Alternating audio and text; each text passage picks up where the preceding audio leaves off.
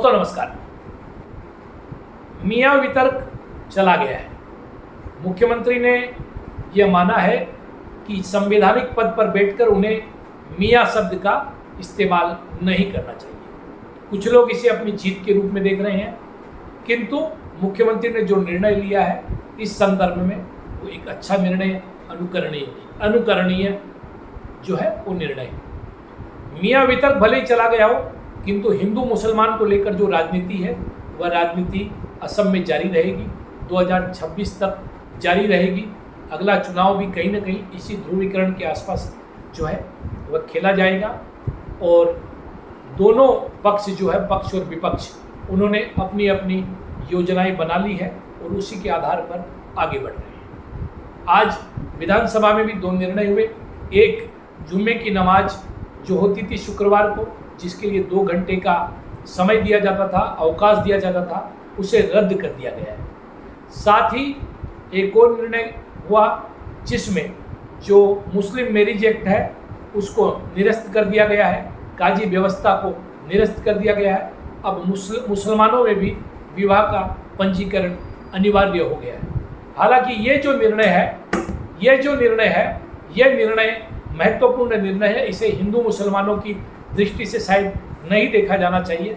भले ही इसको लेकर मुख्यमंत्री की जो भी भावनाएं रही हों, किंतु इसमें मुसलमान महिलाओं का, मुसलमान समुदायों का हित छुपा हुआ है। उनकी जनसंख्या जिस ढंग से बढ़ती रही है, उस जनसंख्या का प्रभाव कहीं ना कहीं जाति के, समुदाय के विकास पर, जाति की शिक्षा दीक्षा पर, सभी क्षेत्रों में पड़ता है। जो बच्चियां हैं, जो महिलाएं हैं, उनके स्वास्थ्य पर पड़ता है। जल्दी विवाह होने से जल्दी बच्चे होते हैं, महिलाओं के स्वास्थ्य पर इसका अंतर पड़ता है। ज़्यादा बच्चे होते हैं, इसका जनसंख्या पर अंतर पड़ता है, परिवार पर अंतर पड़ता है, समुदाय पर अंतर पड़ता है और राज्य और राष्ट्र पर भी अंतर पड़ता है। तो यह निर्णय क्या निर्णय है, इसको लेकर AIUDF जरूर हमलावर होगा भी, क्योंकि AIUDF जो है मुसलमानों की राजनीति ही करती है। इसलिए वह कोई भी निर्णय जो मुसलमानों के हित या अहित किसी भी प्रकार से हो, अगर मुसलमानों के लिए हो रहा है और भाजपा सरकार कर रही है तो उसका निश्चित रूप से विरोध करेगी। खासकर ऐसी स्थिति में जब उसका जनाधार बुरी तरह से जो है खत्म हो गया है। पिछले चुनाव में खुद बदरुद्दीन अजमल धुबड़ी से 10 लाख से भी अधिक वोटों से हारे हैं। ये एक बड़ी बात है और राज्य की राजनीति में मुसलमान वोट एक बार फिर से कांग्रेस की तरफ शिफ्ट होते हुए नजर आ रहा है। उस वोट को अपने पास लाने के लिए बदरुद्दीन अगर हमलावर होते हैं तो इसमें कोई आश्चर्य की बात नहीं है। अगर हम मुस्लिम विवाह का जो तलाक अधिनियम को समाप्त करने वाले विधेयक को देखें तो अब सरकारी पंजीकरण जो है, सरकारी रूप से रजिस्ट्रेशन है, अनिवार्य हो गया। असम विधानसभा ने गुरुवार को मुस्लिम विवाह और तलाक के सरकारी पंजीकरण को अनिवार्य बनाने वाले एक विधेयक को पारित किया है। राजस्व और आपदा प्रबंधन मंत्री जोगेन मोहन द्वारा इसे पेश किया गया और इसमें कहा गया कि असम में अनिवार्य मुस्लिम विवाह और तलाक पंजीकरण विधेयक 2024 जो है वह लागू होगा। 1935 के मुस्लिम विवाह और तलाक अधिनियम की यह जगह लेगा। बाल विवाह को यह जो 1935 का नियम था यह अनुमति देता था, यह ब्रिटिश काल से लागू था। एक अध्यादेश के द्वारा इसे निरस्त कर दिया गया है और एक नया विधेयक पेश किया गया। मुख्यमंत्री हिमंत बिश्व शर्मा ने विधानसभा में इसे और स्पष्ट करते हुए कहा कि काजियों द्वारा जो पिछले विवाह पंजीकरण किए गए हैं वो वैध रहेंगे। केवल नई जो शादियां होंगी उन पर ही यह नियम जो है वह लागू होगा। उन्होंने कहा कि मुस्लिम पर्सनल लॉ के तहत इस्लामिक रीति रिवाज से होने वाली शादियों में बिल्कुल भी हस्तक्षेप नहीं किया जा रहा है और सरकार की एकमात्र शर्त यह है कि इस्लाम द्वारा निषिद्ध विवाह पंजीकृत नहीं किए जाएंगे। शर्मा ने आगे कहा कि मुस्लिम विवाह पंजीकरण प्रक्रिया में काजी व्यवस्था को खत्म करने की जरूरत है। राज्य में बाल विवाह को रोकने के लिए काजी विवाह का खत्म होना, काजी जो व्यवस्था है उसका खत्म होना जरूरी है। उन्होंने कहा कि काजी व्यवस्था किसी भी प्रकार से सही नहीं है और अगर इस व्यवस्था को हम बंद नहीं करते हैं तो वो कहेंगे कि काजी व्यवस्था के तहत बाल विवाह को अनुमति है, इसलिए हम बाल विवाह कराते हैं, वो भी वैध है। और उन्होंने कहा कि काजियों ने सब काजी तक नियुक्त कर दिए हैं, जो सरासर गलत है, इसलिए इस प्रथा को खत्म करने की ज़रूरत है। उन्होंने कहा कि बाल विवाह एक सामाजिक बुराई है और इससे लड़ाई करने का जो यह अधिनियम हम लाए हैं, यह इस दिशा में एक बहुत बड़ा और ऐतिहासिक कदम है। उन्होंने कहा कि मैं सभी विधायकों को धन्यवाद देता हूं जिन्होंने इस में सकारात्मक रुख अपनाया है, चाहे वो विपक्षी विधायक हो या वो पक्ष के विधायक हो। उन्होंने कहा कि सभी बच्चियों को, सभी लड़कियों को सम्मान मिलना चाहिए, जीवन जीने के लिए उपयुक्त अवसर मिलना चाहिए और उन पर किसी प्रकार का दबाव नहीं होना चाहिए। यह विधेयक जो है मुस्लिम महिलाओं के खिलाफ एक अपराध था। उन्होंने कहा कि नए कानून के तहत विवाह को पंजीकृत करने के लिए 6 शर्तों को पूरा करना होगा।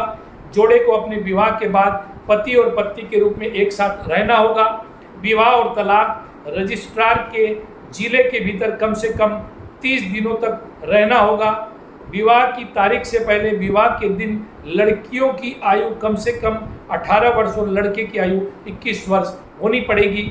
उन्होंने कहा विवाह के लिए स्वतंत्र रूप से सहमति देनी पड़ेगी, स्वस्थ दिमाग के होने चाहिए और किसी भी प्रकार की अक्षमता उनमें नहीं होनी चाहिए। उन्होंने कहा शरीयत या मुस्लिम कानून के अनुसार रिश्ते को निषिद्ध डिग्री के भीतर नहीं होना चाहिए।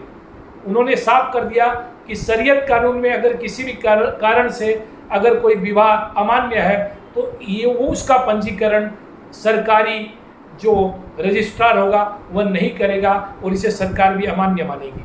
साथ ही प्रस्तावित कानून में जो है दोनों पक्षों की सहमति के बिना विवाह नहीं होगा। विवाहित महिलाओं को वैवाहिक घर में रहने, रख रखाव प्राप्त करने का, मेंटेनेंस का अधिकार जो है वह मिलेगा। इसके अलावा विधवा जो होंगी इस रजिस्ट्रेशन के अंतर्गत उनको पति की मृत्यु के बाद विरासत के अधिकार प्राप्त होंगे या अन्य जो लाभ उन्हें मिलने चाहिए वह सभी लाभ उन्हें मिलेंगे। पुरुषों को शादी के बाद अपनी पत्नियों को छोड़ने से हतोत्साहित किया जाएगा। विवाह संस्था को मजबूत किया जाएगा। विधेयक का उद्देश्य और कारण बाल विवाह और सहमति के बिना होने वाले विवाहों को रोकना है।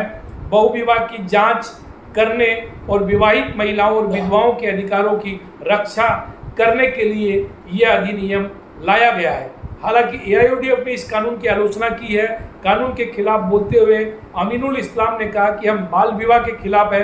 सरकार पिछले अधिनियम में कुछ प्रावधानों में संशोधन कर सकती थी, लेकिन इसके बजाय उन्होंने असम मुस्लिम विवाह और तलाक पंजीकरण अधिनियम 1935 रद्द कर दिया है। हमारे पास अब अदालत में जाने के अलावा कोई विकल्प नहीं बचा है। इसके अलावा आज एक और निर्णय हुआ जिसमें अब जुमे की नमाज के लिए 2 घंटे का ब्रेक नहीं होगा। सर सैदुल्ला के समय से यह प्रथा चल रही थी। असम विधानसभा के शरतकालीन अधिवेशन में इस सत्र में जो है यह निर्णय लिया गया है। विधानसभा में शुक्रवार की नमाज के विराम के जो प्रावधान था उसे खत्म कर दिया गया है। गौरतलब है कि यह व्यवस्था लागू थी और सैदुल्ला के ज़माने से लागू थी। इस प्रथा को रद्द करते हुए कहा गया कि देश के किसी भी अन्य राज्य में यह प्रथा नहीं है। सत्तारूढ़ पक्ष की ओर से यह निर्णय सर्वसम्मति से लिया गया है। हालांकि कई मुस्लिम विधायकों ने कहा कि यह सर्वसम्मति से लिया गया निर्णय नहीं है। बीजेपी कुछ विधायकों के निर्णय पर ही इसे लागू करना चाहती है।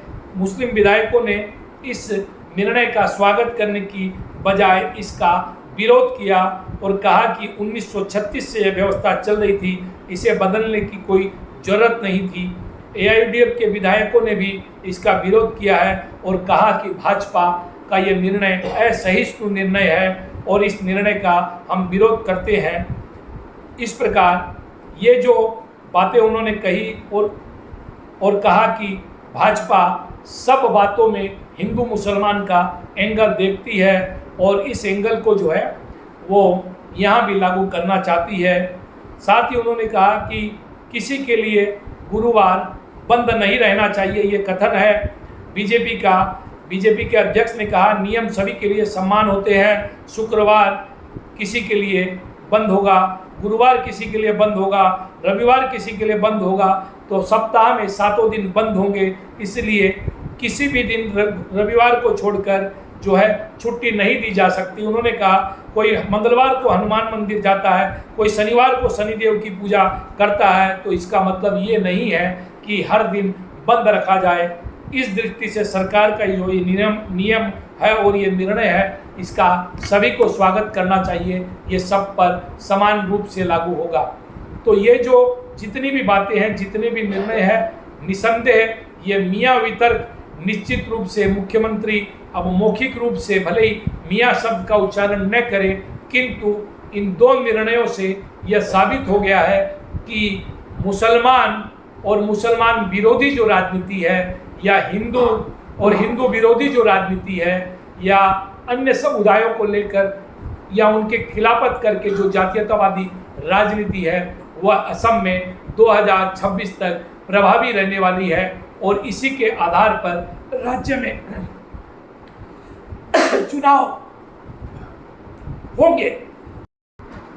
साथ ही सभी मुद्दे जैसे कि भ्रष्टाचार का मुद्दा हो, या राज्य में विकास का मुद्दा हो, या महंगाई का मुद्दा हो, या बिजली की दरों में बढ़ती हुई जो दरें हैं, जो रेटें हैं, वो मुद्दा हो, या अन्य कोई भी मुद्दे हों जो राज्य की अर्थव्यवस्था से जड़ित हो, राज्य के लोगों के कल्याण से जड़ित हो, वो सारे मुद्दे पीछे चले गए हैं। और कहीं ना कहीं सरकार भी यही चाहती थी कि लोगों से जुड़े मुद्दे पीछे चले जाएं और उनकी जगह पर हिंदू मुसलमान या ओखमिया अनाओखमिया का मुद्दा जुड़ जाए। और ऐसा ही होता हुआ प्रतीत हो रहा है। आवश्यकता है कि विपक्षी दल सरकार की इस चाल में न फंसे और जनता के हित से जुड़े हुए मुद्दों को उठाकर विकास की और जनता के हितों की राजनीति को पुनः ट्रैक पर और पुनः राजनीति के मेन स्ट्रीम में लाने की कोशिश करें। नमस्कार, वंदे मातरम, भारत माता की जय। जय आय होम। देखते रहिए नॉर्थ ईस्ट तक, सब्सक्राइब करना ना भूलें।